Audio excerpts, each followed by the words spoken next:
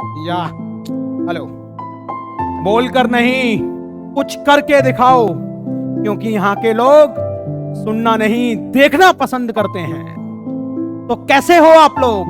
Hello everyone, welcome to fun in Pathshala. मैं आपका भैया सनी भैया, नहीं रुकने दूंगा फिजिक्स में कोई भी पहिया। तो आज हम क्लास 11th का आईआईटी जेईई का एक बेस्ट टॉपिक वेक्टर पढ़ने वाले हैं। तो देखो, कोई भी अपने माइंड में एक दिक्कत मत रखना कि यहाँ पे जो पढ़ाया जा रहा है वो सफिशिएंट नहीं है। ऐसा थॉट बिल्कुल भी लेकर मत आना, क्योंकि यहाँ पे आपको कोटा के बेस्ट टीचर्स पढ़ा रहे हैं, मैथमेटिक्स, केमिस्ट्री। जैसे कि मैं फिजिक्स पढ़ा रहा हूँ, तो मैं ये पूरा ध्यान रखता हूँ कि बच्चे को कितना कंटेंट पढ़ाना है, क्या इससे इसका आईआईटी हो सकता है, क्या इससे इसका नीट हो सकता है। तो बिल्कुल भी टेंशन नहीं लेनी, जितना कंटेंट यहाँ पे पढ़ाया जा रहा है वो सफिशिएंट है। बस आपको प्रीवियस ईयर क्वेश्चंस लगाने हैं और साथ में किसी भी एक बुक को भी फॉलो करना है, इतना ध्यान रखो। और आपको डीपीपी तो मिलती ही रहेंगी, साथ में आपको इसके शॉर्ट नोट्स भी मिलेंगे। इसका अगर जरूरत पड़ेगी, जरूरत क्या, वैसे तो आप लिखा करो भाई, ये बहुत जरूरी है, बिना लिखे कोई काम नहीं करना, ठीक है। अगर जरूरत पड़ेगी तो फिर मैं इसकी जो पीपीटी है वो भी प्रोवाइड करूंगा, पूरी लिखी हुई। और आज की जो जर्नी है उसमें मैं कुछ कहानियां भी सुनाऊंगा जो कि मेरे कॉलेज से रिलेटेड होंगी, मस्त कहानियां, जिससे आपको ये समझ में आएगा कि आईआईटी ही क्यों, एनआईटीज ही क्यों, है ना, नीट में गवर्नमेंट एग्जाम देकर गवर्नमेंट कॉलेज ही क्यों, ठीक है। तो आपको इतना क्लियर हो जाएगा, जिससे कभी डिप्रेशन होंगे कि इतना क्यों पढ़ रहे हैं, इसकी मेहनत का फायदा क्या है, तो ऐसे थॉट्स आपके माइंड में नहीं आएंगे। तो बिना देरी किए हम वेक्टर की शुरुआत करते हैं। वेक्टर का मतलब होता है दिशा, दिशा पटानी नहीं ठीक है। अब देखो, वेक्टर का रोल कहां आता है और क्या होता है वो सब बताऊंगा। उससे पहले हमने फिजिकल क्वांटिटीज के बारे में पढ़ा। फिजिकल क्वांटिटीज क्या होती हैं, जल्दी से बताओ, बताओ जल्दी से, मन में दोहराओ। मैंने बताया था कैन बी क्वांटिफाई, ठीक है, और मेजर्ड, यही होती है ना फिजिकल क्वांटिटी, जिसे आसानी से क्वांटिफाइड किया जा सके और मेजर्ड किया जा सके, उसी को तो कहते हैं फिजिकल क्वांटिटी। देखो दोस्त, अगर आप वेक्टर पहली बार पढ़ रहे हो तो बस ये समझ लो, ये है ना इस पूरे सब्जेक्ट की, फिजिक्स की नींव है। और मैथमेटिक्स क्लास 12th में भी एक चैप्टर आएगा वेक्टर के नाम से, तो अभी ही तैयार कर लो ना, बाद में जब पढ़ोगे तो और आनंद आएगा, बार बार पढ़ोगे तो मजा आ जाएगा आपको। चलो सुनो, ध्यान दो, वेक्टर का मतलब क्या है। पहले तो हमें समझना पड़ेगा फिजिकल क्वांटिटी। क्वांटिटी ऐसी जिसे हम क्वांटिफाई कर सकते हैं या फिर मेजर कर सकते हैं। जैसे कि 5 किलोग्राम चीनी, तो चीनी लेने गए मार्केट में तो वो 5 किलोग्राम क्या है, बताया कि उसकी कितनी क्वांटिटी है। तो फिजिकल क्वांटिटीज को मेजर करने के दो तरीके होते हैं। एक तो होता है स्केलर, ये आपको सबको पता होगा क्योंकि आपने 9th क्लास में पढ़ा होगा 9th क्लास, वो क्या होता है सर, हम तो जब स्कूल मजे करने जाते थे, ठीक है। चलो ध्यान दो, मैं बता रहा हूं। स्केलर क्वांटिटी वो क्वांटिटीज होती हैं जिसमें सिर्फ मैग्नीट्यूड होता है। मैग्नीट्यूड का मतलब क्या हुआ मेरे प्यारे मित्र, मैग्नीट्यूड का जो मतलब होता है वो ये है, जैसे कि हम खरीदने गए 5 किलोग्राम, है ना, शुगर। तो यहाँ पे शुगर कितनी है, 5 किलोग्राम, तो ये 5 क्या है यहाँ पे, मैग्नीट्यूड, ये क्या है, मैग्नीट्यूड, ठीक है। तो स्केलर क्वांटिटी कौन सी होती है, जिनमें सिर्फ मैग्नीट्यूड होता है ना, और उस क्वांटिटी की यूनिट होती है बस। लेकिन वेक्टर क्वांटिटी वो क्वांटिटी होती है जिसमें मैग्नीट्यूड तो होता है लेकिन डायरेक्शन भी होता है, ठीक है। तो पहला पॉइंट क्या है कि भैया वेक्टर क्वांटिटी वो क्वांटिटी जिसमें मैग्नीट्यूड होगा, एटीट्यूड नहीं मैग्नीट्यूड। एटीट्यूड तो बस एक ही किस्म की प्रजाति में होता है अरे गलत मत सोचना, लड़कियों के बारे में नहीं कह रहा, है ना, मैग्नीट्यूड। और साथ में वेक्टर में क्या होती है भाई साहब, डायरेक्शन। क्या, डायरेक्शन। डायरेक्शन का मतलब दिशा, है ना। लेकिन जैसे कि मैं एक एग्जांपल दे देता हूं, जैसे कि मान लो मैं कह रहा हूं कि ये मेरा घर है या ये किसी बंटी का घर है, ठीक है। बंटी को पुष्पा के घर जाना है, किधर जाना है, पुष्पा के घर, ठीक है। तो बंटी अब पुष्पा के घर जाएगा कैसे, रास्ते से होके जाएगा, और रास्ता कुछ ऐसा है, रास्ता कुछ ऐसा है। लेकिन बंटी को पता नहीं है कि पुष्पा का घर किधर है, ठीक है। फिर इस बंटी को एक और छोटू आएगा रास्ता बताने, छोटू भैया मैंने पुष्पा का घर देखा है, आपको रास्ता बताऊं क्या, ये कहेगा बता बता, जाना है, मेरी अच्छी दोस्त है उसके घर जाना है मुझे। तो देखो ये क्या कहेगा, ऐसा है बंटी भैया, आप है ना अपने घर से सीधे जाना 2 किलोमीटर, ठीक है, फिर वहां से ऊपर की तरफ चले जाना ठीक है, यानी कि ऐसा बोल रहा है कि यहां से आप सीधे जाना, फिर राइट जाना, नहीं इधर, फिर लेफ्ट जाना। तो लेफ्ट कितना चलना है, लेफ्ट भी 2 किलोमीटर चलना है, फिर सीधे जाना 2 किलोमीटर, लेफ्ट के बाद फिर किधर मुड़ोगे आप, हैं, फिर किधर मुड़ोगे, चलते गए इधर की तरफ, राइट की तरफ, तो 2 किलोमीटर राइट की तरफ मुड़ जाना, है ना। फिर ऐसे ही छोटू ने बताया राइट लेफ्ट ऊपर नीचे, ठीक है, तो ऊपर नीचे राइट लेफ्ट है क्या, ये डायरेक्शन है, ये क्या है, डायरेक्शन। तो वेक्टर क्वांटिटी वो होती है जिसके मैग्नीट्यूड तो होते हैं, लेकिन यहाँ पे जो राइट है, यहाँ पे जो ये मैग्नीट्यूड हो गया, ये डायरेक्शन हो गया। वेक्टर क्वांटिटीज वो क्वांटिटीज होते हैं जिसमें मैग्नीट्यूड होते हैं और डायरेक्शन भी होता है। लेकिन एक और चीज होती है जो कि कई टीचर्स नहीं बताते हैं, लेकिन मेरा कर्तव्य बनता है बताना। उसके पीछे का कारण क्या है, आपके कॉन्सेप्ट एकदम क्लियर होनी चाहिए। तीसरी चीज लॉ ऑफ वेक्टर एलजेब्रा को भी फॉलो करना चाहिए।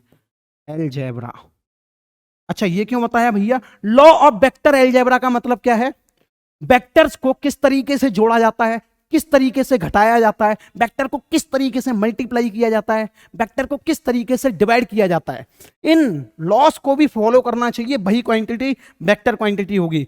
एग्जाम्पल के तौर पे देखो, अगर मैं यहां पे एग्जाम्पल लिखूंगा तो वर्क, ठीक है, पावर, एनर्जी, ठीक है, डिस्टेंस, क्या रे ध्यान देना, डिस्टेंस हो गया, और बहुत सारी चीजें मिलेंगी आपको, एक्सेट्रा लगा दे रहा हूं, ठीक है, जो कि स्केलर क्वांटिटी होंगी। लेकिन ये देखो टाइम भी स्केलर है, टाइम भी लिख लो, चलो बहुत सारी स्केलर क्वांटिटी है ना। वेक्टर क्वांटिटी कौन सी होती है, जिसमें मैग्नीट्यूड भी हो और डायरेक्शन भी हो। जैसे कि मान लो ये मेरे पास एक ब्लॉक है, इस पर मैं फोर्स लगा रहा हूं, फोर्स, और ये आगे की तरफ बढ़ रहा है, यानी कि मैंने फोर्स किधर की तरफ लगाया, ऐसे आगे की तरफ, तो उसमें मेरे को फोर्स का डायरेक्शन भी बताना पड़ेगा। तो फोर्स क्या है यहाँ पे, स्केलर क्वांटिटी। तो इसके जो एग्जांपल है वो यहाँ मेंशन कर रहा हूँ। एग्जांपल क्या है, फोर्स, सॉरी मैं क्या बता रहा था, स्केलर नहीं, वेक्टर क्वांटिटी। वेक्टर क्या है यहाँ पे, वेक्टर, अरे एग्जांपल बता रहा हूँ वेक्टर क्वांटिटी की। तो पहला हो गया फोर्स, दूसरा हो गया यहाँ पे लिख लो टॉर्क, टॉर्क क्या होता है समझाएंगे, ठीक है, आगे। उसके अलावा यहाँ पे आप बहुत सारी क्वांटिटी होती है, डिस्प्लेसमेंट हो गया, वेलोसिटी हो गया, डिस्प्लेसमेंट पढ़ा है ना बचपन में, है ना, वेलोसिटी एक्सेट्रा। अच्छा यहाँ डिस्टेंस है, स्पीड क्या होती है, स्पीड भैया स्केलर क्वांटिटी होती है। लेकिन एक और क्वांटिटी है, करेंट। आपने क्लास 10th में करंट इलेक्ट्रिसिटी पढ़ा होगा, और उसमें बढ़िया तरीके से ये भी जाना होगा कि जो करंट होता है, यहाँ पे मैं मेंशन कर रहा हूँ करंट। करंट को कैसे देखते हैं, जैसे कि मान लो आई करंट इसमें फ्लो कर रहा है वायर में, है ना, तो यही तो बताते हैं इलेक्ट्रॉन किधर की तरफ फ्लो कर रहा है, इधर, इलेक्ट्रॉन के अपोजिट डायरेक्शन में करंट फ्लो करता है, यही तो बताते हैं प्यारे। लेकिन एक बात और बताते हैं कि करंट का यहाँ पे डायरेक्शन है कि नहीं है। अगर मैं बोल दूं कि करंट इस वायर में 4 एम्पियर फ्लो कर रहा है, 4 एम्पियर इधर की तरफ राइट डायरेक्शन में, ठीक है, तो इसका मतलब क्या हुआ, 4 एम्पियर करंट है, मैग्नीट्यूड भी है, इसमें डायरेक्शन भी है करंट का, कि इधर फ्लो कर रहा है या इधर फ्लो कर रहा है, ठीक है। लेकिन करंट जो है स्केलर क्वांटिटी है, वेक्टर क्वांटिटी बिल्कुल भी नहीं है, ठीक है। करंट जो है यहाँ पे स्केलर क्वांटिटी है, वेक्टर क्वांटिटी बिल्कुल भी नहीं है।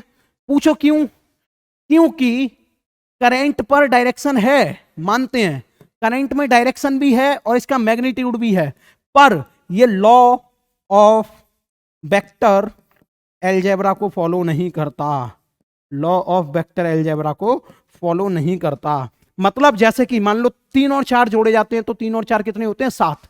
तो जैसे नॉर्मल तरीके से जोड़ घटाए होते हैं ना, वैसे ही जोड़ा जाता है करंट को और घटाया जाता है। और लॉ ऑफ वेक्टर एलजेब्रा कुछ अलग किस्म की चीज है, जो कि मैं आगे आपको बताने वाला हूं। खैर मैं पसीना फेंक रहा हूं लाइट की हीट की वजह से, ठीक है, तो मेरा कर्तव्य बनता है मैं पंखा चला के आऊं। पंखा चल चुका है, यहाँ पे करंट का डायरेक्शन भी समझ गए होंगे, करंट के फ्लो से मैंने पंखा चला दिया है। तो करंट लॉ, करंट इसमें वेक्टर क्यों नहीं है, बेशक इसका डायरेक्शन है, क्योंकि यहाँ पे ये लॉ ऑफ वेक्टर एलजेब्रा को फॉलो नहीं करता। आगे चलते हैं, तो प्यारे आगे समझो, representation of a vector, vector को रिप्रेजेंट कैसे करना है, ध्यान से देखना।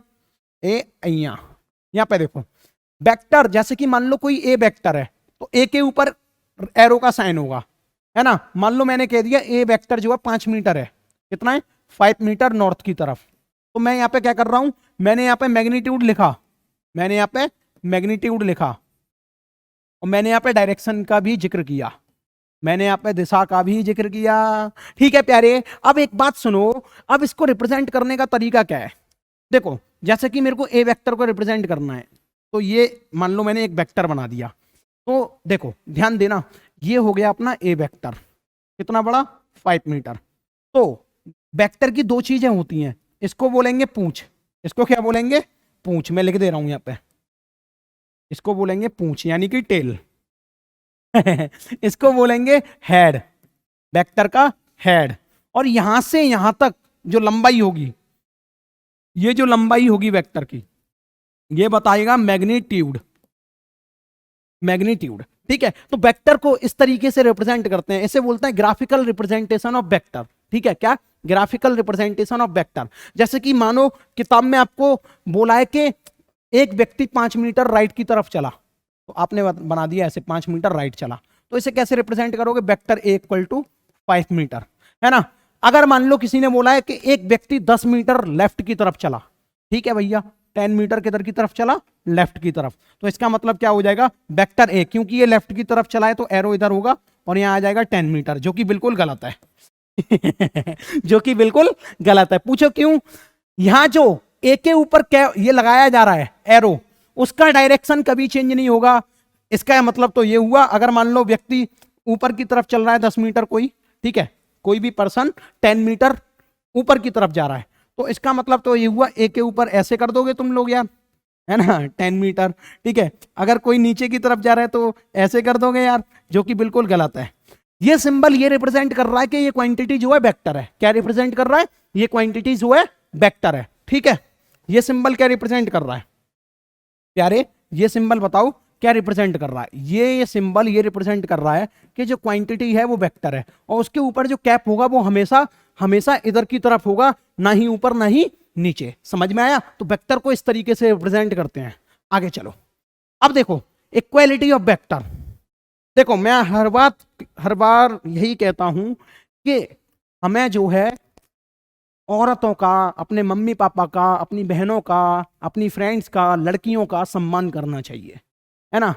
उन्हें अपनी तरफ से जो भी हो सकता है उस चीज में इक्वालिटी प्रोवाइड करनी चाहिए, बल्कि मैं ये कहता हूं इक्वालिटी नहीं इक्विटी प्रोवाइड करनी चाहिए। इक्वालिटी और इक्विटी में अंतर जानते हो आप, हैं?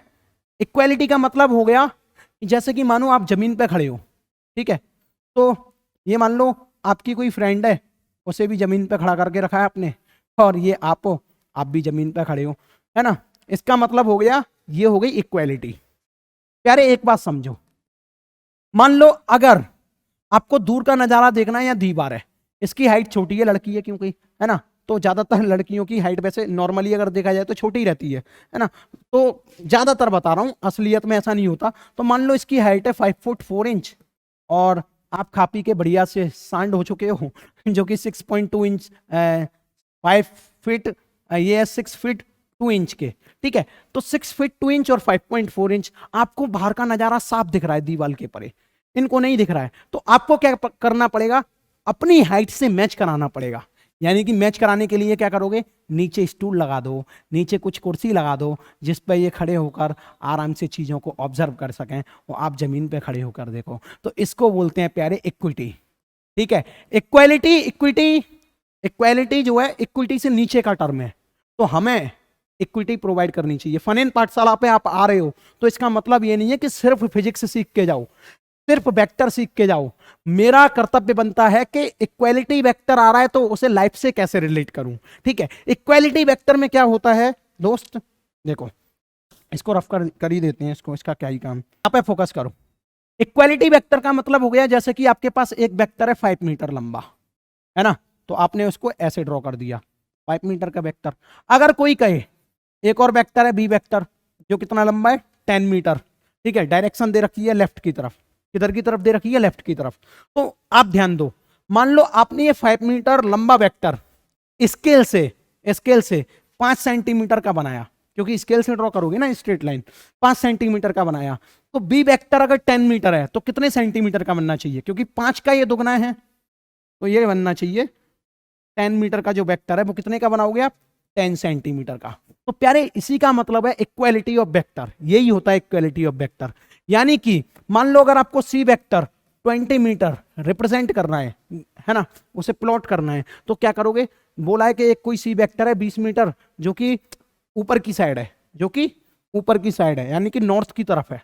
तो आप क्या करोगे, 20 मीटर बनाना है आपको। तो आपको कुछ नहीं करना, क्योंकि आप 5 सेंटीमीटर की लाइन जब खींच रहे थे तब 5 मीटर बता रहे थे, तो 20 कितना हो गया, 4 गुना, 5 4 जा 20, तो 20 सेंटीमीटर की ऊपर की तरफ लाइन खींच दो ऐसे, है ना।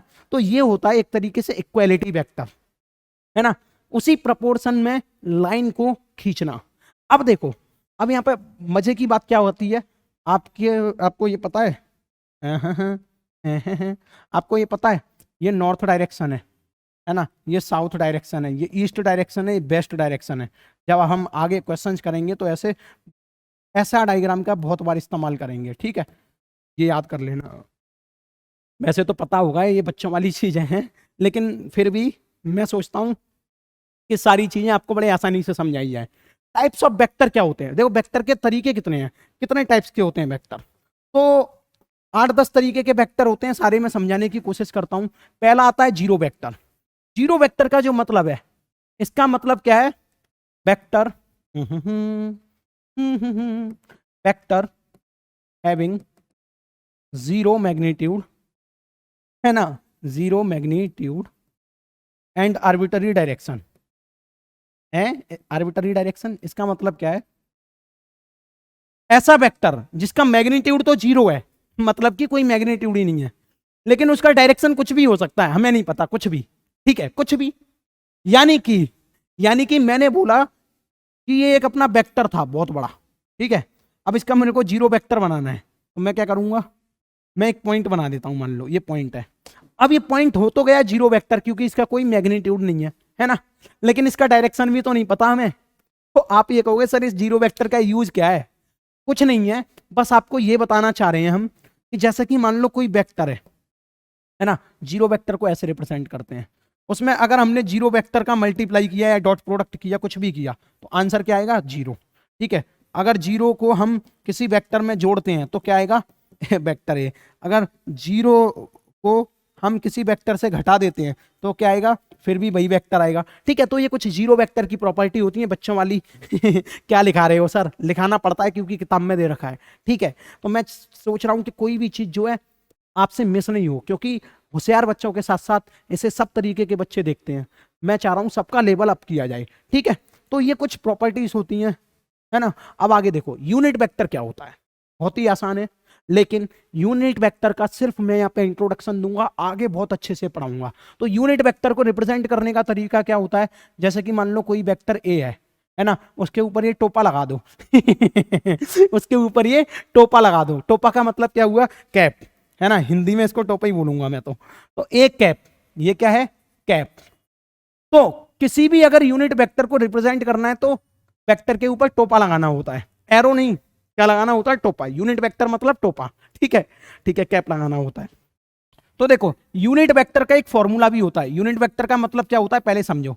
जैसा कि मानो ये कोई वेक्टर है 5 मीटर लंबा, कितने मीटर लंबा, 5 मीटर लंबा, ठीक है, और बोल भी रखा है कि 5 मीटर का एक वेक्टर है जो कि राइट डायरेक्शन में है ना, जो कि राइट डायरेक्शन में है।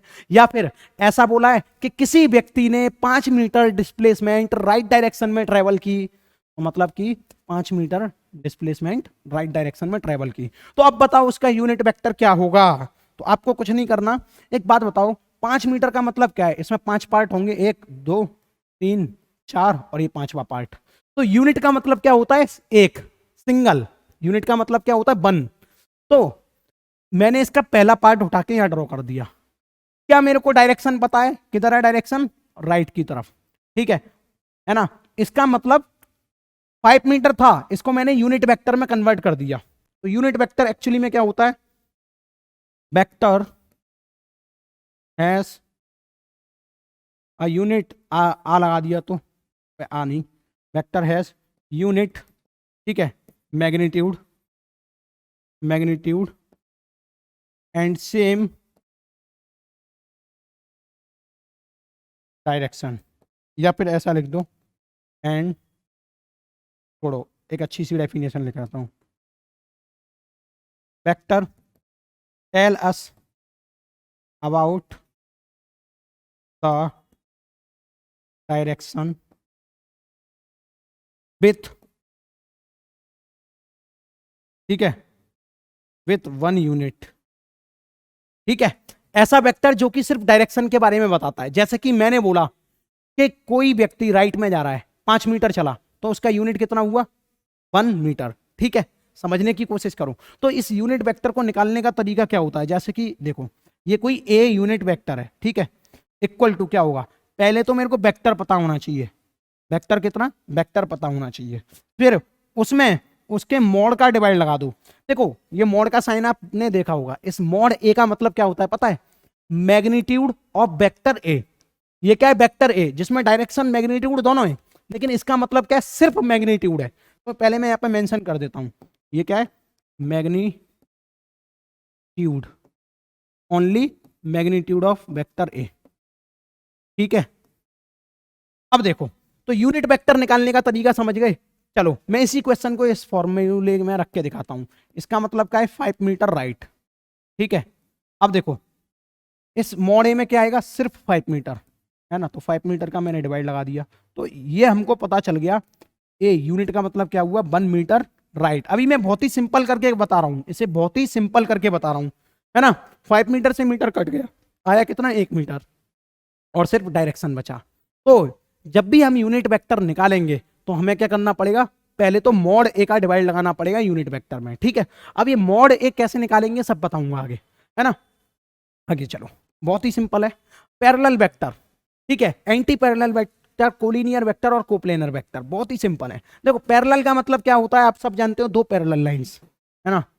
एक ये पैरेलल लाइन हो गई और एक ये पैरेलल लाइन हो गई। मान लो एक वेक्टर है ए अपने पास, जो कितना है? 10 मीटर लंबा राइट की तरफ, और दूसरा वेक्टर है बी, वो कितना है? 15 मीटर लंबा, और वो भी राइट की तरफ है। तो दोनों एक दूसरे के पैरेलल हैं कि नहीं है? है कि नहीं है? ठीक है, ठीक है, ठीक है। देखो प्यारे, एक और बात बताऊं मैं आपको। मान लो अगर कोई भी दो वेक्टर है हमारे पास, तो पहले तो पैरेलल वेक्टर की डेफिनेशन लिख दो। When two vectors when two vectors have 0 degree angle in between them, ठीक है, इज कॉल्ड पैरेलल वेक्टर। बहुत ही सिंपल, पैरेलल वेक्टर। देखो एक लाइन ऐसे, दूसरी लाइन ऐसे, ठीक है, इसका मतलब क्या है? अगर मैं इस वेक्टर को इसके ऊपर चढ़ा दूं, अगर मैं इस वेक्टर को इसके ऊपर चढ़ा दूं, मान लो ये मेरा ए वेक्टर है, ठीक है ना, मैंने उस पर बी वेक्टर चढ़ा दिया, मैंने उस पर बी वेक्टर चढ़ा दिया। ए वेक्टर कितना था? 10 मीटर, और बी वेक्टर कितना है? 15 मीटर लंबा। तो क्या इन दोनों का मैग्नीट्यूड चेंज हुआ? नहीं, मैग्नीट्यूड तो उतना है 15, इसका 10 है, वो भी बना दिया। बस मैंने क्या किया? इस वेक्टर को उठा के इसके ऊपर चढ़ा दिया है। तो इससे मेरे को क्या समझ में आया पता है? कि ये दोनों पैरेलल हैं, और पैरेलल वेक्टर वो वेक्टर होते हैं जिनके बीच में एंगल कितना होता है? 0 डिग्री। ठीक है, अच्छा ध्यान देना प्यारे। अब अगर एक वेक्टर दूसरे वेक्टर के ऊपर चढ़ गया, तो इसका मतलब पैरेलल ये अभी भी है, क्योंकि ये दोनों ओवरलैप हो गए हैं, चढ़ गए हैं एक दूसरे के ऊपर। तो इसका मतलब क्या हुआ? ये कोलिनियर वेक्टर हैं। कोलिनियर शब्द से पकड़ो और समझो बात। कोलिनियर, कोलिनियर का मतलब हुआ vector in the same line, यानी कि यहां पे मैं लिख सकता हूं 2 और more than 2 vector, more than 2 vectors, ठीक है, are in the same line. देखो फिजिक्स के मास्टर की इंग्लिश पकड़ने की कोशिश मत करना, कभी कभी मेरे से इंग्लिश में गलती हो जाती है, ये मैं एक्सेप्ट करता हूं, ठीक, कभी कभी, लेकिन कॉन्सेप्ट में कोई गलती नहीं होगी, न्यूमेरिकल में कोई भी गलती होने की कोशिश नहीं करेंगे हम। ठीक है, ठीक है, ठीक है। तो दो वेक्टर कौन से होते हैं? देखो, तो हमें यहां से ये समझ में आ गया कि पैरेलल वेक्टर एक्चुअल में कोलिनियर भी हो सकते हैं। ठीक है, अगर मान लो क्वेश्चन पूछ लेता है, कोई सिंपल पेपर होता है आपका, नीट का होता है, या फिर कॉमन यूनिवर्सिटी टेस्ट होता है कोई, ठीक है, तो उस केस में क्या है, अगर कभी पूछ लेता है कि पैरेलल वेक्टर कोलिनियर होंगे क्या, तो आप डट के कहना बिल्कुल होंगे भैया, कोलिनियर वेक्टर हो सकते हैं पैरेलल वेक्टर। तो ये दोनों पैरेलल वेक्टर है और ये कोलिनियर भी है। तो मैं यहाँ पे एक पॉइंट और मेंशन कर देता हूं स्टार मार के, ऑल पैरेलल, नहीं ऑल नहीं, सारे नहीं होंगे, जरूरी थोड़ी है सारे हो जाएं, लेकिन हाँ ये हो सकता है पैरेलल एंड एंटी पैरेलल। ठीक है, मैं लिख रहा हूं यहां पर पैरेलल एंड, अभी बताऊंगा एंटी पैरेलल के बारे में भी। एंटी पैरेलल कॉन्सेप्ट एक क्लियर होना चाहिए। Parallel and anti parallel vectors may be collinear, यहां पे लिख सकते हैं मे बी कोलिनियर।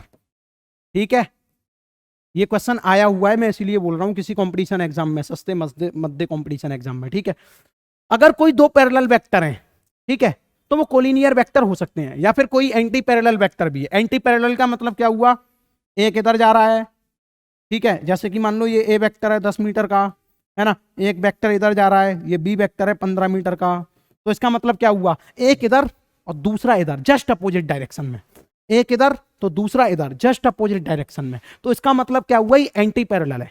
और एंटी पैरेलल वेक्टर वो वेक्टर होते हैं when two vectors have 180 degree angle in between them.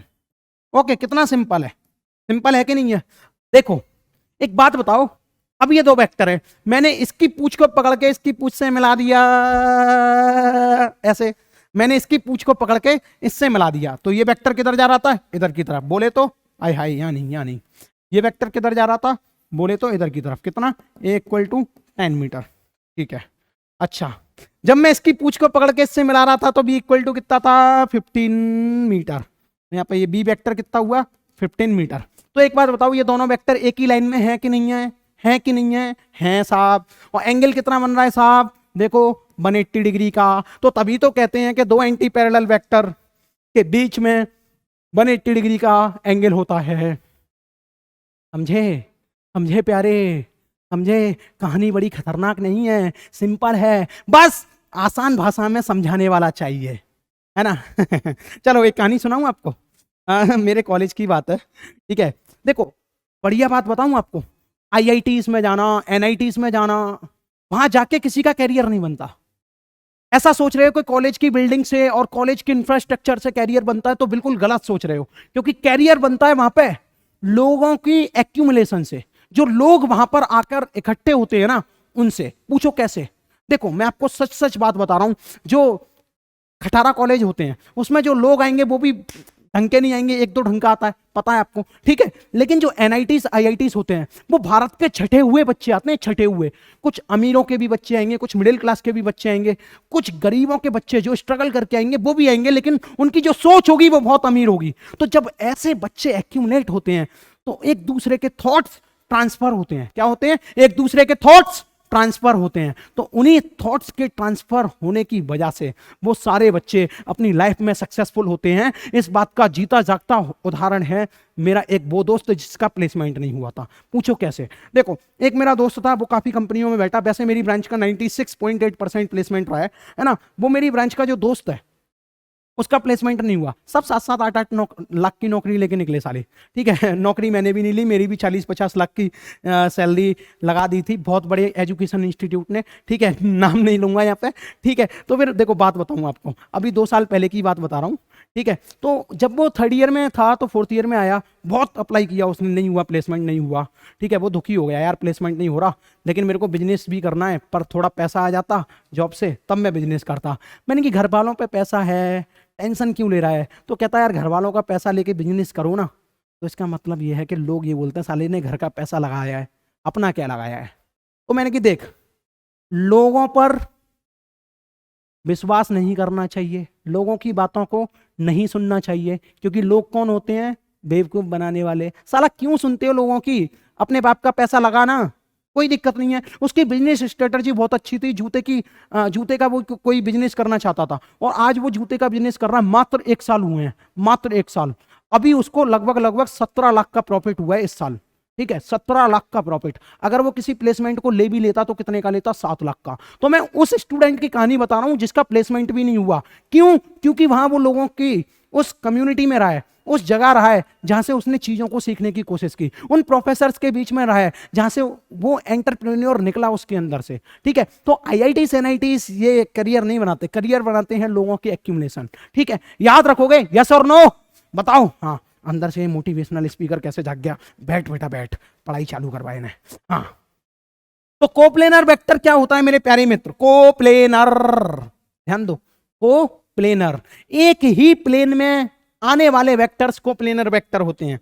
कैसे साहब? जैसे कि मैं एक किताब उठाऊं और मैं बताता हूं, तो एक प्लेन ये हो गया, दूसरा प्लेन ये हो गया। प्लेन का मतलब जानते हो? अरे प्लेन का मतलब सपाट, अभी ऐसा समझो, ठीक है। यानी कि ये मान लो अपनी एक्स, ये बाई एक्सिस है, ये एक्स एक्सिस है, तो ये पहला प्लेन हो गया, ये दूसरा प्लेन हो गया, ठीक है। अब एक वेक्टर इस प्लेन में ऐसे बनाए, दूसरा वेक्टर इस प्लेन में ऐसे बनाए, ठीक है, तीसरा वेक्टर इस प्लेन में ऐसे बनाए, है ना। तो 3 और 3 से ज्यादा वेक्टर अगर एक प्लेन के अंदर होते हैं तो इसका मतलब वो कोप्लेनर वेक्टर हैं। मान लो एक वेक्टर ऐसे बनाए, वेक्टर ए, एक वेक्टर इसमें बनाए, वेक्टर बी, तो ये दोनों एक ही प्लेन में नहीं है, क्योंकि ये कौन सा है? प्लेन 1, ये कौन सा है? प्लेन 2, ठीक है। तो चलो मैं एक बार लिखवा देता हूं यहां पे, बहुत मस्त चीज है। व्हेन 2 है, 2 नहीं 3 करो, यहां पे 3 करो, 3, व्हेन 3 और मोर देन 3 वेक्टर्स, ठीक है, 3 vectors are in same plane, it mean they are coplanar, ठीक है। याद हो गया? एक ही प्लेन में कोप्लेनर। को का मतलब क्या है? कपल। प्लेन का मतलब क्या है? एक प्लेन में। अरे कपल नाम सुना है? कपल यानी कि लड़का लड़की एक साथ, तो कपल। ऐसे ही दो, यहां पे देखो कोलिनियर, 2 से ज्यादा वेक्टर अगर एक साथ तो कोलिनियर, 3 से ज्यादा वेक्टर एक साथ तो कोप्लेनर। इसका मतलब क्या है? देखो प्यार से समझो, क्वेश्चन में पूछ भी लेता है, मिनिमम वेक्टर्स कितने रिक्वायर्ड होते हैं कोप्लेनर वेक्टर बनाने के लिए? तो आंसर होगा 3। ये सीपीएमटी जब हुआ करता था ना नीट का, तब पूछा गया था ये क्वेश्चन, है ना। तब आंसर इसका बताओगे आप 3, इसीलिए मैं ये नंबर्स लिखा रहा हूं, ठीक है। कोलिनियर वेक्टर के लिए मिनिमम वेक्टर कितने चाहिए? तो आंसर होगा 2। प्यारे समझ में आ रहा है?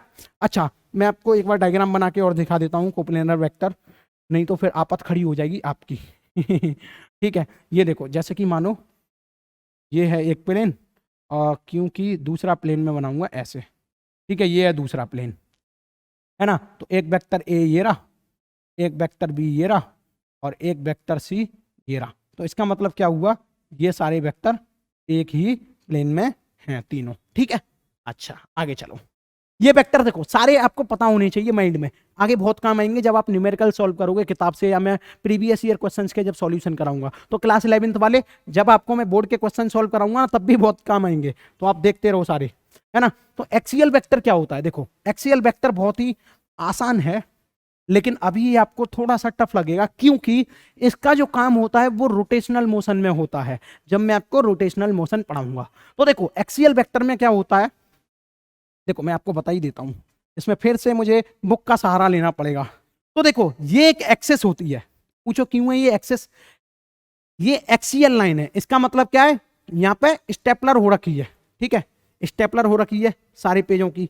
तो इसका मतलब क्या है? अगर मैं इस किताब को खोलूंगा, अगर मैं इस किताब को ऐसे खोल के रोटेट करूंगा, घूम रही है ना ये, सिर्फ अभी रोटेट कर रहा हूं ऐसे, रोटेट का मतलब घुमाना, ठीक है। तो इसका मतलब क्या हुआ? ये इसकी एक्सेस हो जाएगी, क्या हो जाएगी? ये एक्सेस। एक एक्सियल लाइन के अबाउट ये रोटेट कर रही है, एक एक्सियल लाइन के अबाउट ये रोटेट कर रही है। तो इसका जो वेक्टर होगा, जो इसके रोटेशन का डायरेक्शन बताएगा, जो इसके रोटेशन का डायरेक्शन बताएगा, उसी वेक्टर को बोलते हैं हम एक्सियल वेक्टर। तो प्यारे मैं इसकी डेफिनेशन लिख देता हूं, ठीक है।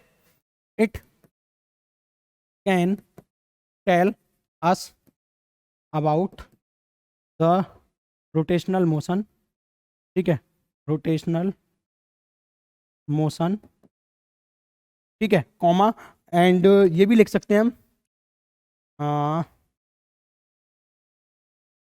इफेक्ट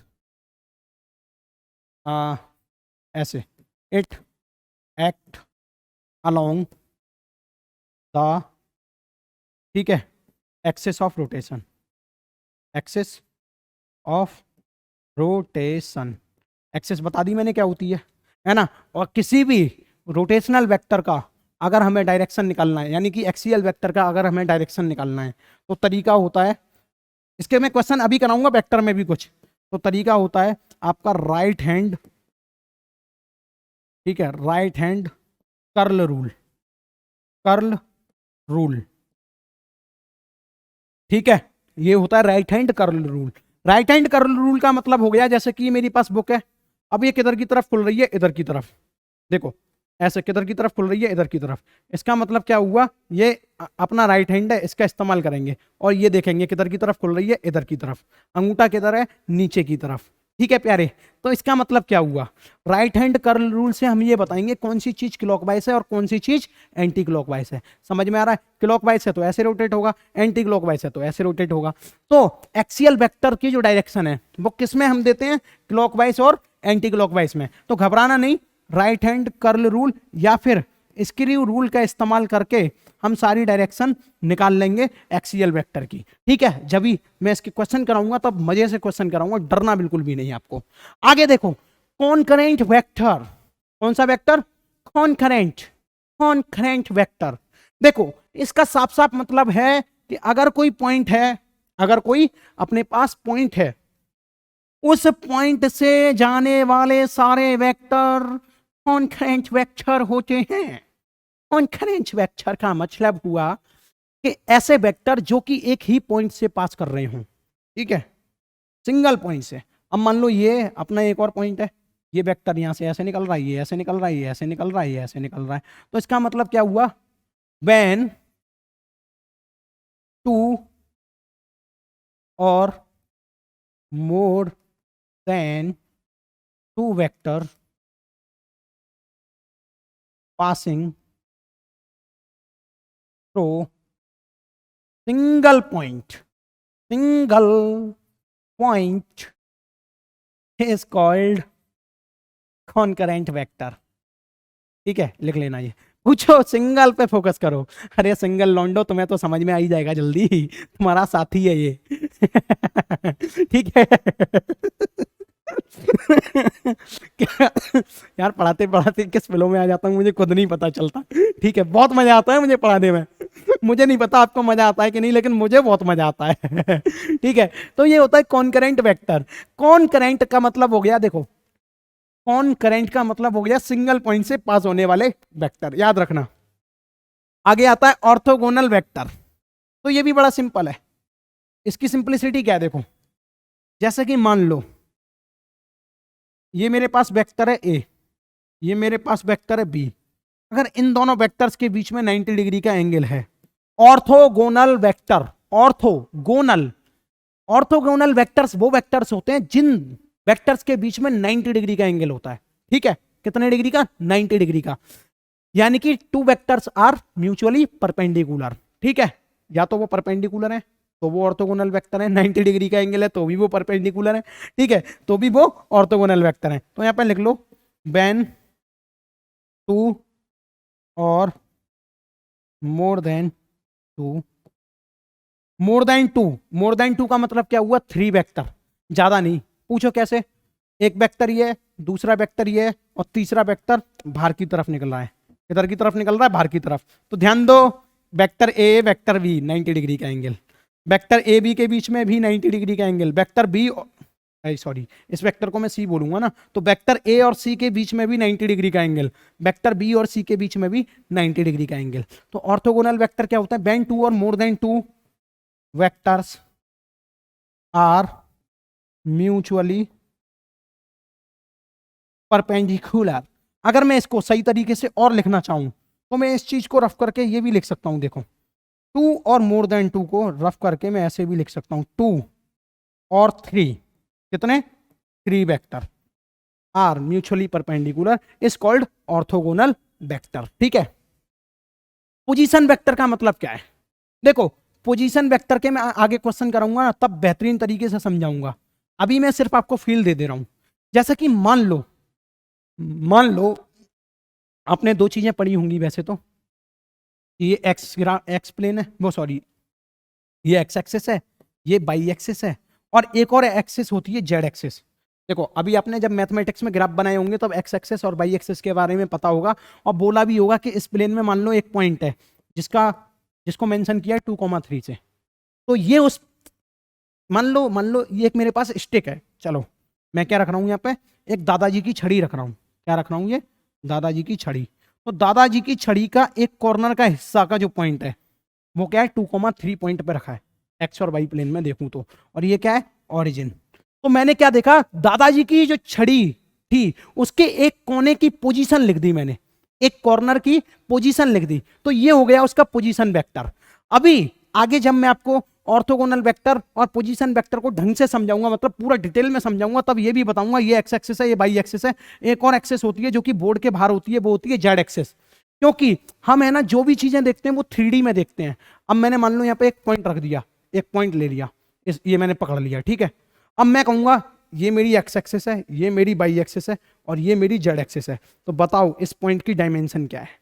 पूरा 3D में एक्सप्लेन करूंगा, उसके लिए मैंने है ना पूरा जुगाड़ बना रखा है 3D का, घबराना बिल्कुल भी मत, है ना। टेबल पे करके दिखाएंगे बढ़िया तरह, फील नहीं आए जब तक फन इन पाठशाला का मतलब ही क्या है ना। तो अभी ये फीलिंग वाली चीज नहीं चल रही है, इसलिए कोई एक्सपेरिमेंट नहीं है ना। इनमें तो मैं बातों से ही फील दिला दूंगा आपको, बिल्कुल टेंशन, अरे दूर रहो, टेंशन वेंशन मत लो। अब आगे आता है multiplication of vector by a real number, बहुत ही अच्छी चीज है। वेक्टर का मल्टीप्लाई कैसे करेंगे, रियल नंबर से। मान लो मेरे पास कोई वेक्टर है ए, है ना, 5 मीटर। अब इसमें किसी रियल नंबर से मल्टीप्लाई करना है मुझे, के क्या है यहाँ पे, रियल नंबर। तो कुछ नहीं करना, फालतू की चीजों में डराऊंगा नहीं, मैं कहूंगा सीधे इस के का यहाँ पर मल्टीप्लाई कर दो 5 मीटर से। यानी कि मान लो अगर के की वैल्यू है 2, अगर मैंने ए का 2 में मल्टीप्लाई किया तो कितना आएगा, 5 2 या 10 मीटर, ठीक है। अगर मान लो इसकी डायरेक्शन राइट है तो वो डायरेक्शन हमेशा राइट डायरेक्शन ही रहेगी, राइट की तरफ, ठीक है ना। तो राइट डायरेक्शन ही रहेगी, कोई चेंज नहीं आएगा, राइट डायरेक्शन ही रहेगी। तो जब भी किसी कांस्टेंट का अगर हम वेक्टर में मल्टीप्लाई करते हैं तो जो वेक्टर का मैग्नीट्यूड होता है ना उसी में कांस्टेंट का मल्टीप्लाई कर देते हैं। मैंने इस 2 का इसी में मल्टीप्लाई कर दिया तो 10 हो गया, है ना। तो इसका मतलब क्या हुआ, डायरेक्शन पर कोई फर्क नहीं पड़ता किसी भी कांस्टेंट नंबर का मल्टीप्लाई करने में वेक्टर में, ठीक है। नो चेंज इन डायरेक्शन, ठीक है, when multiply by constant number in vectors, ठीक है। ये पॉइंट हो गया। अब फ्री वेक्टर का मतलब क्या है, साला फ्री में मिलता है क्या बिल्कुल नहीं, ठीक है। फ्री वेक्टर का मतलब होता है यहाँ पे, जैसे कि मानो ये मेरे पास एक वेक्टर है, ए वेक्टर, ठीक है, 5 मीटर लंबा, होगी कोई डायरेक्शन इसकी, वेक्टर लग रहा है इसका मतलब समझ जाओ कुछ ना कुछ डायरेक्शन है जो कि मैंने बता दी है। ये है एक वेक्टर है, मान लो मेरे पास बी वेक्टर, है ना, बी वेक्टर जिसकी लंबाई है 10 मीटर, जिसकी लंबाई है 10 मीटर। अब ये दोनों फ्री वेक्टर हैं। फ्री वेक्टर का मतलब क्या है, मान लो मैंने इस वेक्टर को पकड़ा, ठीक है, पकड़ा, ना तो इसकी डायरेक्शन के साथ छेड़छाड़ की ना इसके मैग्नीट्यूड के साथ छेड़छाड़ की, मैंने इसको पकड़ के इसके ऊपर रख दिया, यानी कि इसकी डायरेक्शन मान लो हॉरिजॉन्टल से, ये थीटा इक्वल टू कितना एंगल है, 30 डिग्री का एंगल है, कितना, 30 डिग्री का एंगल। तो मैंने क्या किया, इस वेक्टर को एज इट इज पकड़ के यहां रख दिया, जितनी इसकी लेंथ थी उतनी लेंथ मैंने यहाँ पे ड्रॉ कर दी, और हॉरिजॉन्टल से जो इसका एंगल है वो कितना है, 30 डिग्री, ठीक है। तो इसकी लेंथ कितनी थी, b इक्वल टू 10 मीटर। तो इसका मतलब क्या है, मैंने इसे एज इट इज पकड़ के रख दिया। तो यहां पे समझने की बात यह है कि ऐसा वेक्टर जिसे उठाकर कहीं भी रख सकते हैं उसे हम फ्री वेक्टर बोलते हैं, आसान भाषा में उसे हम फ्री वेक्टर बोलते हैं। आगे चलो, हाँ अब देखो, जैसे 3 और 2 ऐड करेंगे तो कितना आएगा, 5, 5 और 3 ऐड करेंगे तो 8 आएगा। सेम ऐसे ही वेक्टर्स को ऐड करने के नियम होते हैं जिसको बोलते हैं लॉ ऑफ वेक्टर अलजेब्रा। 4 तरीके बताने वाला हूं मैं आपको यहाँ एडिशन के, घबराना नहीं, सर किताब में तो हमने 2-3 ही देखे हैं, आप 4 कैसे बता रहे हो। एक्चुअली में मैं आपको डाउट ना आए इसीलिए बता रहा हूं। देखो पहला डायरेक्ट एडिशन, पहला मेथड क्या है, डायरेक्ट एडिशन। भैया डायरेक्ट एडिशन में क्या होता है, देखो ऐसे वेक्टर जो कि पैरेलल वेक्टर्स हैं, ठीक है, कैसे, पैरेलल वेक्टर्स और एंटी पैरेलल वेक्टर जो होते हैं, कौन से, पैरेलल वेक्टर्स और एंटी पैरेलल वेक्टर्स, है ना, उन्हें हम डायरेक्ट एडिशन करते हैं। डायरेक्ट एडिशन का मतलब क्या हुआ, मानो ये अपने पास 5 मीटर का वेक्टर है, ठीक है, वेक्टर ए, है ना, और ये क्योंकि इसके पैरेलल है तो ये मान लो मैंने बी वेक्टर बना दिया 10 मीटर का। तो इन्हें डायरेक्ट ऐड कैसे करेंगे, जैसे कि vector A plus vector B दोनों को ऐड किया तो 5 मीटर प्लस 10 मीटर, ठीक है, कितना हुआ 5 और 10 15 मीटर। इसका मतलब क्या हुआ, अगर हम इन दोनों वेक्टर्स को ऐड करेंगे तो 15 मीटर मैग्नीट्यूड आएगा, लेकिन डायरेक्शन तो दोनों की राइट की तरफ थी, क्या डायरेक्शन में कोई चेंज आया? नहीं। तो इसी को बोलते हैं हम direct method. a plus B कितना हुआ 15 मीटर, ठीक है भैया, है ना, है ना, ठीक है, कोई दिक्कत तो नहीं है। अच्छा डायरेक्शन लिख देता हूं राइट, आप सब दिख रहा है तो राइट लिखने में क्या दिक्कत जा रही है ना। अगर मान लो कोई वेक्टर अगर एंटी पैरेलल है, जैसे कि मान लो ये ए वेक्टर है 2 मीटर, है ना, ये बी वेक्टर है जिसकी लंबाई है 8 मीटर। अब मैं आपसे ये कहता हूं कि इन दोनों वेक्टर्स को ऐड करके दिखाओ या फिर सब्ट्रैक्ट करके दिखाओ। तो देखो क्या करोगे आप, एंटी पैरेलल है दोनों, तो आप क्या करोगे कि भैया ऐसा करता हूं मैं, A plus vector V equal to कितना आएगा वो बताता हूं। देखो एक्चुअली में क्या करोगे, कुछ नहीं करोगे आप क्या करोगे, देखो जब भी वेक्टर ऐसे है, मान लो उसकी ए है डायरेक्शन, है ना, अगर मान लो इस वेक्टर की मैं बिल्कुल डायरेक्शन अपोजिट कर दूं, मैंने अपोजिट कर दी, तो इसको क्या लिख सकता हूं मैं माइनस ए, क्योंकि मैंने डायरेक्शन इसकी अपोजिट कर दी। और फिजिक्स में माइनस का साइन जो होता है वो डायरेक्शन बताएगा, ठीक है।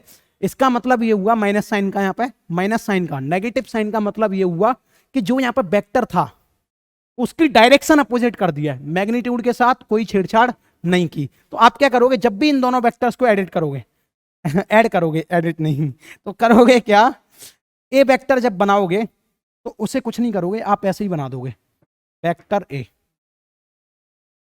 अब इसमें नेगेटिव साइन लेना है, पूछो क्यों लेना है नेगेटिव साइन, उसके पीछे का कारण ये है, उसके पीछे का कारण ये है क्योंकि आपने ये बिल्कुल अपोजिट कर दिया है। तो ए इक्वल टू क्या हो जाएगा -2 मीटर। तो देखो अब होगा क्या, जब भी बी प्लस ए करोगे तो कैसे करोगे, बी तो है ही ये प्लस में, ठीक है, प्लस ए को हम माइनस में लेंगे क्योंकि आपने उसकी डायरेक्शन के साथ छेड़छाड़ कर दी है। तो आएगा क्या आंसर, 8 मीटर -2 मीटर, 8 में से दोगे तो 6 मीटर। और देखो सबसे लंबा वेक्टर किधर की तरफ है, उसकी सबसे लंबे वाले वेक्टर की डायरेक्शन किधर है, इधर की तरफ, लेफ्ट की तरफ। तो जो डायरेक्शन लंबे वाले वेक्टर की होगी उसी को हम लिख देते हैं, तो लेफ्ट लिखोगे, यहाँ पे क्या लिखोगे, लेफ्ट इसकी डायरेक्शन है। समझ में आ रहा है प्यारे, है ना, यानी कि लेफ्ट का मतलब ईस्ट इसकी डायरेक्शन है, ठीक है, राइट का मतलब सॉरी लेफ्ट का मतलब वेस्ट इसकी डायरेक्शन है, राइट का मतलब ईस्ट इसकी डायरेक्शन है, ठीक है, समझ में आ रहा है। अरे यार ये पढ़ाया था ना मैंने, ईस्ट वेस्ट नॉर्थ साउथ, ठीक है, इधर है तो ईस्ट, इधर है तो वेस्ट, ठीक है। अभी आएंगे खेल, मैं आपके पूरे कॉन्सेप्ट क्लियर कर रहा हूँ। देखो या तो हम न्यूमेरिकल बहुत सारे सॉल्व कर लें, या 2-4 जो कॉन्सेप्ट हैं फिजिक्स के वो तगड़े कर लें, तो न्यूमेरिकल अपने आप हो जाएंगे, नो डाउट, ठीक है। यहां तक आपको पल्ले पड़ा, आगे देखो, आगे देखो, होशियार लोग ये ना समझें कि हम बहुत सिंपल चीज पढ़ा रहे हैं, भाई साहब सारी चीजें पढ़ाएंगे, टेंशन मतलब, लेकिन एक सीक्वेंस में। डायरेक्ट एडिशन के बाद आता है triangle law of vector addition. कौन सा, ट्राइंगल लॉ, ये अच्छा लॉ है। ये कब यूज होता है, एक तो हो गया ट्राइंगल लॉ, और एक और होता है जिसको हम बोलते हैं पैरेललोग्राम लॉ। मैं शॉर्ट में है ना पैरेललोग्राम ऐसे लिखता हूँ, हाँ ज़्यादा ही शॉर्ट कर दिया मैंने पैरेललोग्राम, चलो मैं पूरा ही लिख दे रहा हूँ नहीं तो आपको कन्फ्यूजन होगा। पैरेललोग्राम लॉ, इसे पूरा क्या पढ़ेंगे, parallelogram law of vector addition, triangle law of vector addition, ठीक है। एक और लॉ होता है जिसका नाम होता है, मैं कलरफुल तरीके से लिखूंगा इसको, हाँ, पॉलीगन लॉ। क्या लिखूंगा मैं इसे, polygon law of vector addition. देखो ट्राइंगल लॉ और पैरेलल लॉ को एडिशन के लिए कैसे इस्तेमाल करेंगे प्यारे, देखो ये दोनों जो वेक्टर्स होते हैं ना, वेक्टर लॉ ऑफ एडिशन, जो दोनों ऐड करने के तरीके होते हैं, ये जब यूज होते हैं व्हेन 2 वेक्टर्स मेक,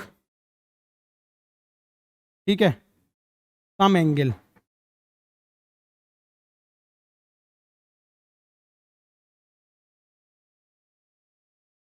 जब कभी भी 2 वेक्टर दोनों के साथ एक दूसरे के साथ कुछ एंगल बना रहे होंगे तब इस लॉ का इस्तेमाल करेंगे। और ये डायरेक्ट एडिशन में क्या होगा, जब पैरेलल वेक्टर होंगे, यानी कि जब एंगल कितना होगा वेक्टर्स के बीच में, 0 डिग्री।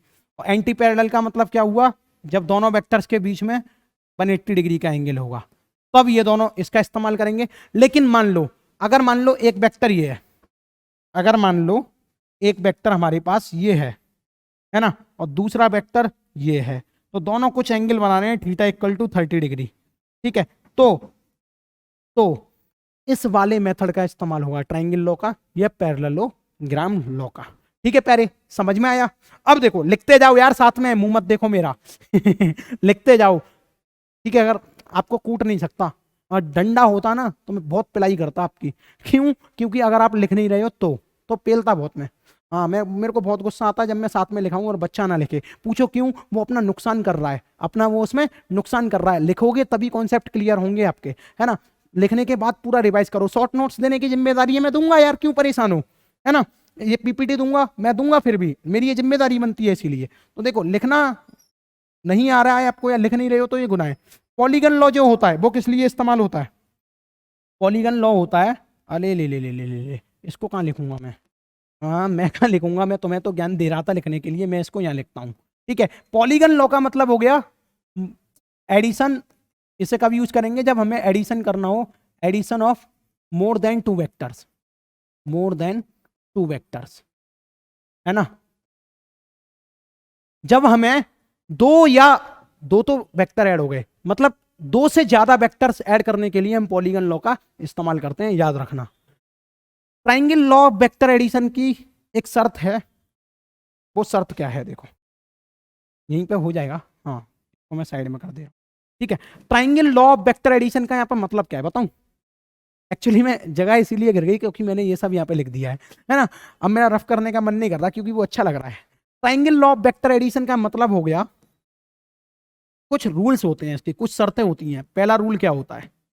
देखो, आप सबको पता है कोई वेक्टर है, कोई भी वेक्टर है, ये उसका हेड है ना, ये उसकी टेल। ठीक है, हेड और टेल। तो पहला रूल जो होता है ट्राइंगल लॉ को यूज करने का, डायग्राम बनाने का, ग्राफ बनाने का, तो देखो वो होता है ये कि भैया मान लो कोई वेक्टर ए है, ये क्या है? कोई वेक्टर ए है, और ये कोई वेक्टर बी है थीटा एंगल पे, क्योंकि भैया जब दोनों वेक्टर के बीच में कुछ एंगल होगा तभी तो ऐड करेंगे। ए वेक्टर ये है और बी वेक्टर ये है, अब इन दोनों को ऐड करना है। तो पहला नियम क्या कहता है? देखो, पहला नियम ये कहता है कि वेक्टर ए के सर से, वेक्टर ए के सर से वेक्टर बी की पूंछ को मिला दो, वेक्टर ए के सर से वेक्टर बी की पूंछ को मिला दो। तो कैसे मिलाओगे? देखो मैं दोबारा मिला के दिखा रहा हूं। यहाँ पे ये है वेक्टर ए और ये है इसकी पूंछ वेक्टर बी, तो इसे बिना डिस्टर्ब करे ऐसे ही उठा के रख दो यहाँ पे। चलो, बात मान ली साहब आपकी। हमने क्या किया? वेक्टर ए की पूंछ से, नहीं, वेक्टर ए के सर से इसकी पूंछ को मिला दिया। फिर क्या होगा? एंगल कितना था? आई हाय, एंगल में चेंज हो गया, मैं दोबारा बनाऊंगा। हाँ देखो, एंगल में कोई चेंज नहीं। इसको मैंने उठाकर ऐसे लाया, इसको मैं उठा के ऐसे लाया, तो मैंने पाया ये कि ये हॉरिजॉन्टल से, क्योंकि थीटा एंगल बन रहा है, तो उस थीटा एंगल को मैंने बिल्कुल बरकरार रखा। वेक्टर ये हो गया ए और ये हो गया वेक्टर बी। तो ठीक है, ये दोनों जुड़ गए। अब देखो, vector A plus vector B, अब इनका रिजल्टेंट कैसे बनाना है? अब इनका रिजल्टेंट का मतलब क्या होता है? जो इसका आंसर है। तो पहला रूल समझ गए? पहला रूल कहता है, ठीक है, पहला रूल देखो, टेल सर, यानी कि सर पहले वेक्टर का, पूंछ दूसरे वेक्टर की, tail of first vector connect with head of second, tail of, sorry उल्टा लिख दिया है, पर टेल नहीं आएगा, यहाँ पे आएगा हेड। पहले वेक्टर का तो सर है ना, ये होता है सर, तो हेड ऑफ फर्स्ट वेक्टर, है ना, connect with tail of second vector, tail of second vector. ठीक है, पहला रूल तो ये है, यानी कि जब भी हम ट्राइंगल लॉ ऑफ एडिशन का इस्तेमाल करेंगे तो सर से पूंछ मिला, ठीक है ना, हेड ऑफ फर्स्ट वेक्टर। अच्छा, ये पहला रूल हो गया। लेकिन ध्यान दो, दूसरा रूल होता है रिजल्टेंट कैसे होगा। अब जब इन दो वेक्टर्स को ऐड करेंगे, ऐड करने के बाद जो उत्तर आएगा, यानी कि रिजल्ट आएगा, उसको बोलते हैं हम रिजल्टेंट। उसको कैसे करेंगे? देखो, रिजल्टेंट लिखने का तरीका है, जो फर्स्ट वेक्टर है उसके टेल से सेकंड वेक्टर के हेड पर मीट कराएंगे, सेकंड वेक्टर के हेड को मीट कराएंगे, और जब इन दोनों को ऐड करेंगे तो वो आएगा रिजल्टेंट आर। क्या आएगा? Resultant R. तो पहला पॉइंट ये हो गया। दूसरा point, for getting resultant, for getting resultant, अभी देखो कंफ्यूज मत होना, मैं बहुत सारे क्वेश्चन कराऊंगा इसके ऊपर तो पूरा का पूरा समझ में आ जाएगा। फॉर गेटिंग रिजल्टेंट, ठीक है, tail of vector first, tail of vector first meet with head of vector second.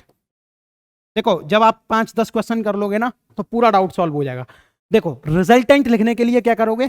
पूछ से सर मिला, इसमें भी ठीक है, और यहाँ क्या, सर से पूछ मिला समझ रहे हो? सर से पूछ मिल रही है, यहाँ पूछ से सर मिल रहा है।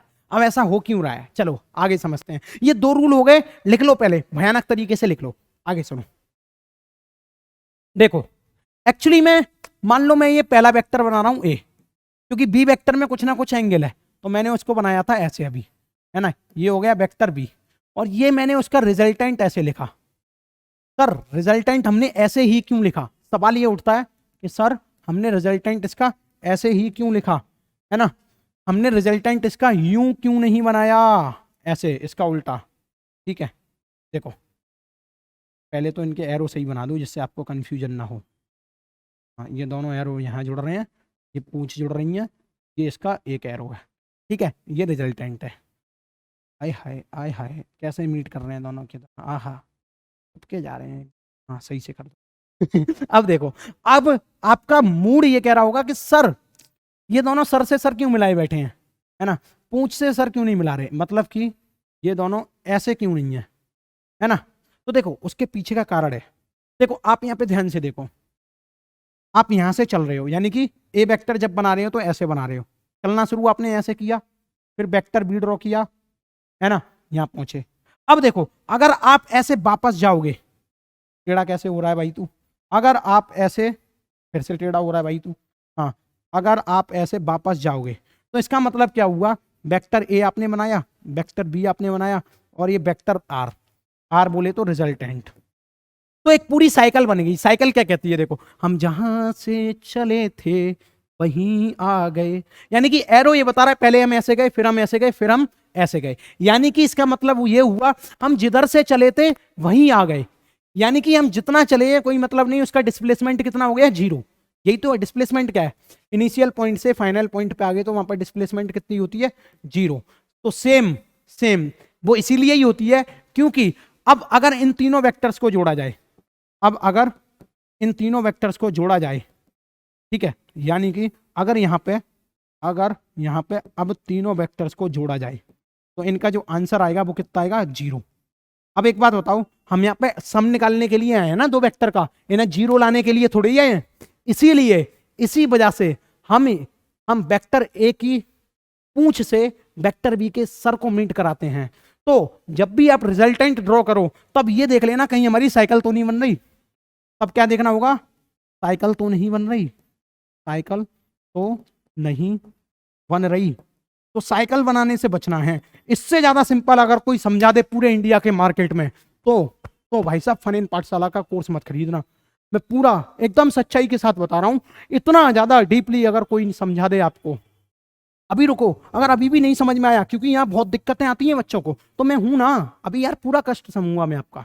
देखो अभी आपको क्या करना है, मान लो अगर मैं कुछ क्वेश्चंस दूं आपको प्रैक्टिस करने के लिए यहाँ पे, जैसे कि मैंने बोला ये क्वेश्चन 1, ये है वेक्टर ए, ठीक है, अब देखो ये है वेक्टर बी, कुछ थीटा एंगल पे है, इन दोनों को ऐड करो।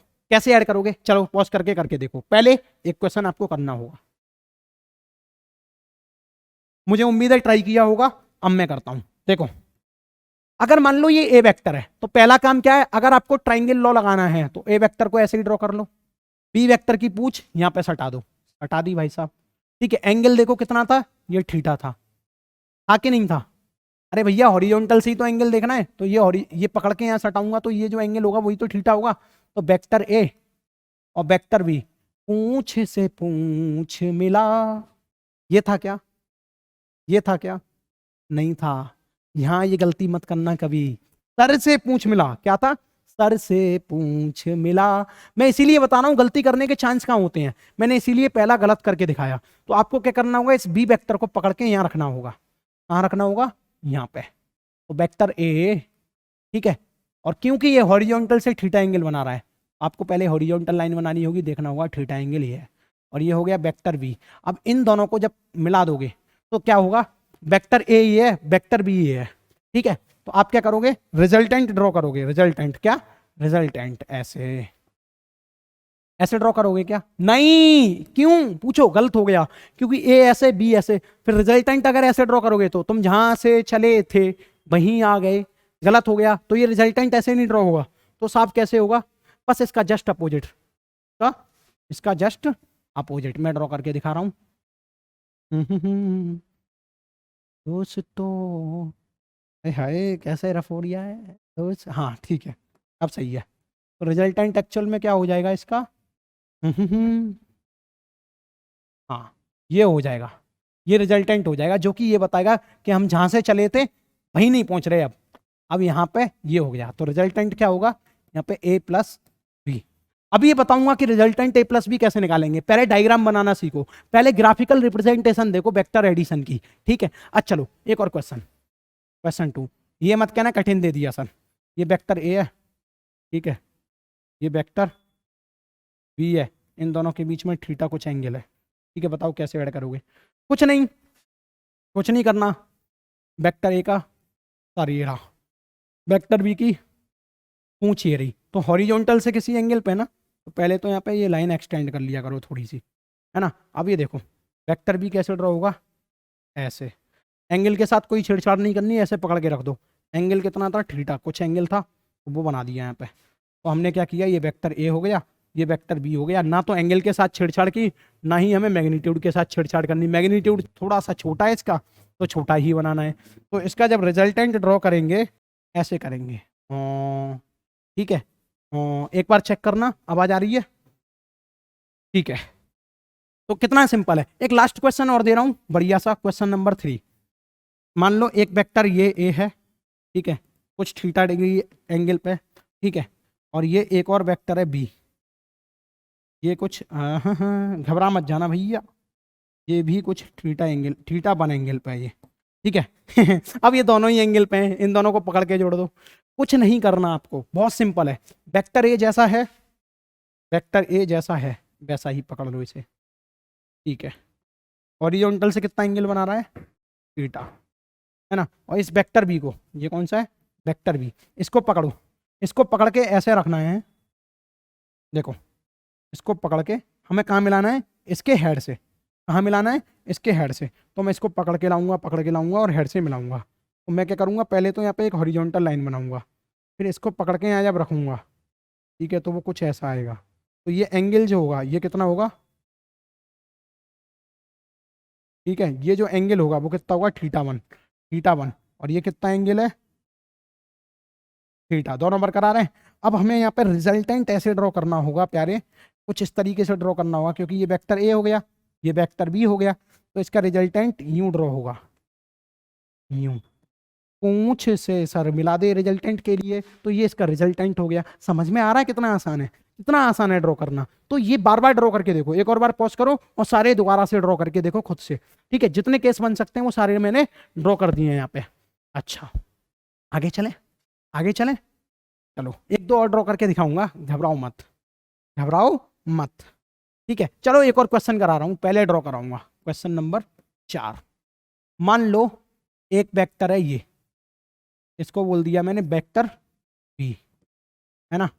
मान लो और एक वेक्टर है ये, आय हाय आय हाय, एक वेक्टर है ये, अरे यार इसका एंगल थीटा ले लो, इस वेक्टर का नाम ये ले लो, और इसका नाम है बी, ठीक है। इसका एंगल ले लो आप थीटा 1, कुछ भी एंगल हो सकता है। अब मैं कह रहा हूँ इन दोनों को ऐड करके दिखाऊं, ठीक है, इन दोनों को ऐड करके दिखाओ। तो कोई बात नहीं, ऐड कैसे करोगे? देखो वेक्टर ए ऐसे ही बना लिया बिना छेड़छाड़ के, यहाँ से पाया ये कि ये तो थीटा एंगल था, ठीक है। वेक्टर बी को पकड़ो, वेक्टर बी को पकड़ो, इसकी पूंछ के ऊपर रख दो, नहीं इसके सर के ऊपर रख दो। किधर? इसके सर के ऊपर रख दो। वेक्टर बी पकड़ा, इसके सर के ऊपर जब रखा तो कैसे रखोगे, पहले तो यहाँ पे एक हॉरिजॉन्टल लाइन बनाओगे, फिर इसे रखने का तरीका क्या होगा, ऐसे, क्योंकि डायरेक्शन के साथ कोई छेड़छाड़ नहीं, जितना एंगल यहाँ था उतना ही यहाँ पे बना देना है, θ1। ठीक है, अब जब रिजल्टेंट ड्रॉ करने की बारी आए तो ये हो गया भैया रिजल्टेंट, वेक्टर ए ये हो गया, वेक्टर बी हो गया, तो आर इक्वल टू हो गया ए प्लस बी। ठीक है प्यारे, देखो मजे की बात बताऊं, आपका हो तो बताऊं, देखो ये रिजल्टेंट ऐड तो हो गया, अब लेकिन यहाँ पे सबसे ज्यादा समस्या आती है एंगल कैसे लें, एंगल कैसे देखें, how to take angle between two vectors. तो यहाँ पे मैं दोबारा हेडिंग डालता हूं, एंगल बिटवीन टू वेक्टर्स, ये देखने के लिए। ठीक है, ठीक है, ये देखो, हाँ एंगल बिटवीन टू वेक्टर्स कैसे लेते हैं, देखो मान लो हमारे पास ये कोई वेक्टर ए है, पहले मैं आपको समझाता हूँ, है ना, और ये कोई वेक्टर बी है जिसका हॉरिजॉन्टल से एंगल है थीटा। ठीक है, अब देखो आपको एक चीज याद रखनी पड़ेगी, वो चीज क्या है, वो चीज है कि angle between two vectors, angle between two vectors is lie between theta equal to, ठीक है, 0 डिग्री से बड़ा होगा, या ऐसा बोल दो इसको, थीटा रफ करो, थीटा जो है 0 से बड़ा होगा और बराबर हो सकता है, हाय हाय, थीटा जो है 0 से बड़ा हो सकता है और बराबर हो सकता है, लेकिन छोटा और बराबर होगा 180 डिग्री के। यहाँ पे मेरा कहने का मतलब क्या है कि दो वेक्टर मैक्सिमम पैरेलल हो सकते हैं ऐसे एंटी पैरेलल, या फिर दो वेक्टर मिनिमम पैरेलल हो सकते हैं। तो मिनिमम कितना है 0 डिग्री एंगल, और मैक्सिमम कितना हो सकता है 180। ना तो 180 से बड़ा एंगल होगा, ना 0 से छोटा एंगल होगा, यानी कि दो वेक्टर्स के बीच में नेगेटिव एंगल नहीं होगा। याद हो गया, इस बात का मतलब समझ में आया। हाँ तो चलो मैं कॉन्सेप्ट समझाने की कोशिश करता हूं। देखो ये ए वेक्टर है, ये बी वेक्टर है। अब आप क्या कर रहे थे, आप हमेशा जब वेक्टर का सम कर रहे थे तो दो बातें याद रख रहे थे, वेक्टर ए के टोपे पर मतलब वेक्टर ए के सर पर वेक्टर बी को सजा रहे थे, यही तो कर रहे थे, वेक्टर ए के सर पर, ठीक है, वेक्टर बी को पकड़ के सजा रहे थे। तो एंगल कैसे बना रहे थे, ऐसे, है ना, ये वेक्टर ए, ये वेक्टर बी।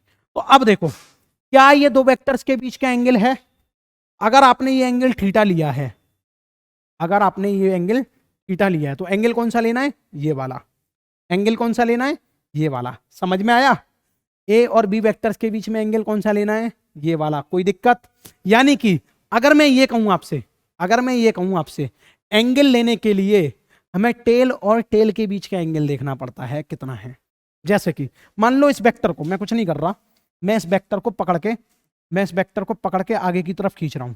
मैंने क्या किया, आगे की तरफ इसको खींच दिया, तो ना तो मैंने इसका मैग्नीट्यूड चेंज किया, ना मैंने इसका डायरेक्शन चेंज किया, बस मेरे को ये पता चल गया कि इस वेक्टर को जब मैंने आगे खींचा तो इसकी टेल से मीट कर गई, तो एंगल जितना बन रहा था थीटा, वो मैंने एंगल यहाँ पे ले लिया। तो यहाँ पे मैं एक सिंपल सी ट्रिक लिख दे रहा हूं, जब कभी एंगल लेने में दिक्कत हो तो दो वेक्टर्स की टेल के बीच में, दो वेक्टर की टेल के बीच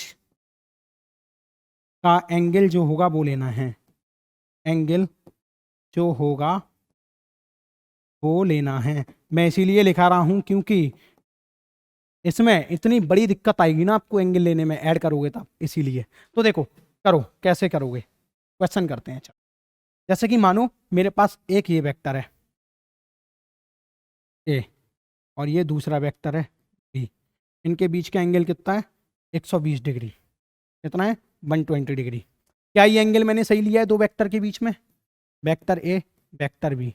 तो आप कहोगे नहीं सर, अगर दो वेक्टर के बीच में एंगल 120 डिग्री ऐसे दे रखा है तो हमें ऐसे बिल्कुल भी नहीं लेना, हमें क्या करना पड़ेगा, इस वेक्टर को ऐसे ही बना रहने देना है, इस वेक्टर को पकड़ के आगे खींच लेना है ऐसे। तो ये हो गया वेक्टर ए। अब देखो इन दोनों की टेल के बीच का कितना एंगल होगा, ऐसे ही तो किया है मैंने, है ना। तो इन दोनों की टेल के बीच का एंगल होगा 180 माइनस 120। ज्योमेट्री पता है तो 180 माइनस 120 जब करोगे तो ये आएगा 60 डिग्री। तो ये है करेक्ट अप्रोच एंगल लेने की। कितना एंगल आया? 60 डिग्री। और क्वेश्चन कराता हूं, ठीक है, घबराने की जरूरत नहीं है। मान लो क्वेश्चन है अपना, एक वेक्टर ए है ये, ठीक है, और ये एक वेक्टर बी है, जिसको बोलेंगे हम 120 नहीं 140 डिग्री एंगल है ना। कितना बोला? 140। तो आप इसे जब ऐड करोगे तो क्या करोगे? यही तो करोगे। तो ये एंगल कितना आया?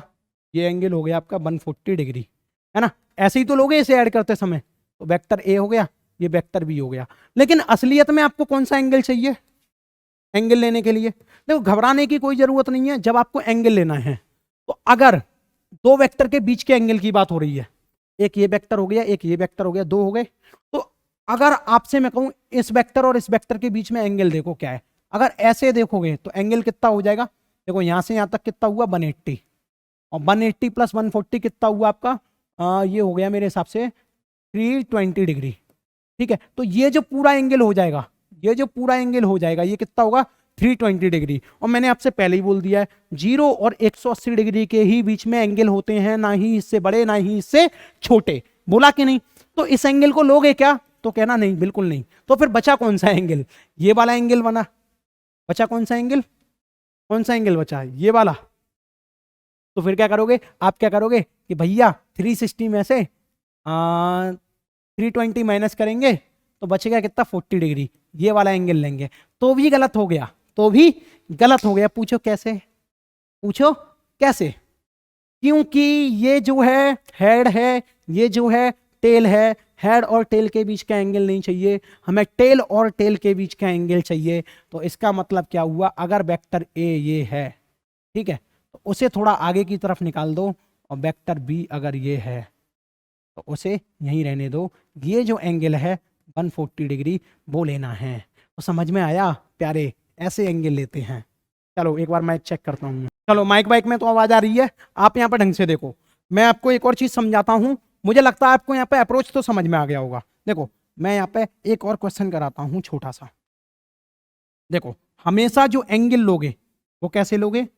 ये वाला एंगल थीटा इक्वल टू, मान लो अगर ये 40 डिग्री है, ये कितना है? Theta equal to 40 degree. तो ये लोगे, ना कि ये वाला एंगल लेना, ठीक है, ना कि ये वाला एंगल लेना। समझ में आया? दो टेल जब वेक्टर की मिल जाए ट्रायंगल लॉ ऑफ एडिशन में, तो जो एंगल आएगा वो एंगल लेना है। मैं जब क्वेश्चंस कराऊंगा दोबारा से ये बात याद दिलाऊंगा, जिससे बात आपके जहन में बैठ जाए, जिससे बात आपके जहन में बैठ जाए। एक और बार कहीं जगह है नहीं, नहीं एक और क्वेश्चन करा देता प्रैक्टिस के तौर पर, ठीक है, एक और क्वेश्चन करा देता प्रैक्टिस के तौर पे। चलो प्रैक्टिस के तौर पे एक और क्वेश्चन करा देता हूं मैं।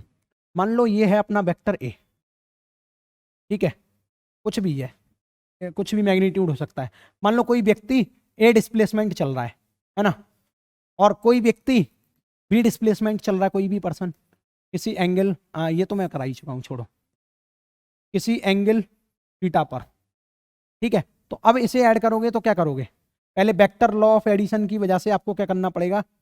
कुछ नहीं, इस ए को आगे खिसका दो ऐसे पकड़ के, है ना। तो ये दोनों वेक्टर ऐसे ऐड हो जाएंगे। क्वेश्चन दोबारा देखो क्या है। वेक्टर ए, ये हो गया वेक्टर बी, एंगल कितना है? थीटा। अब देखो वेक्टर ए तो ऐसा ही है, शांति से लिखा रहने दो। क्वेश्चन वही है, सेम, कुछ चेंज नहीं है। पता नहीं मूड बदल गया था इसीलिए रफ कर दिया। अब देखो जब मैं वेक्टर बी को यहाँ पुट करूंगा ना, तो ऐसा, और ये एंगल कितना? थीटा। किधर से है ये एंगल? इधर से। तो ये एंगल लूंगा? नहीं, बिल्कुल नहीं लेना ये एंगल। तो एंगल कैसे लूंगा मैं? देखो मैं क्या करूंगा, एंगल लेने के लिए इसको आगे की तरफ खिसकाऊंगा। पहले क्या करूंगा? इसको आगे की तरफ, ए वेक्टर को, है ना। पहले मेरे को देखना है इसको आगे की तरफ खिसका के क्या एंगल आएगा। तो जब मैंने इस वेक्टर का डुप्लीकेट यहाँ बना दिया ए, तब मैंने देखा कि इसकी टेल से जो एंगल है वो तो थीटा ही बन रहा है, तो इसी को लेंगे, तो इसी को लेंगे। ऐसे चेक कर लेना पहले, ठीक है प्यारे? समझ में आ रहा है? नहीं तो एंगल में गड़बड़ हो जाएगा। क्वेश्चन कराऊंगा ना जब आपको महसूस होगा। चलो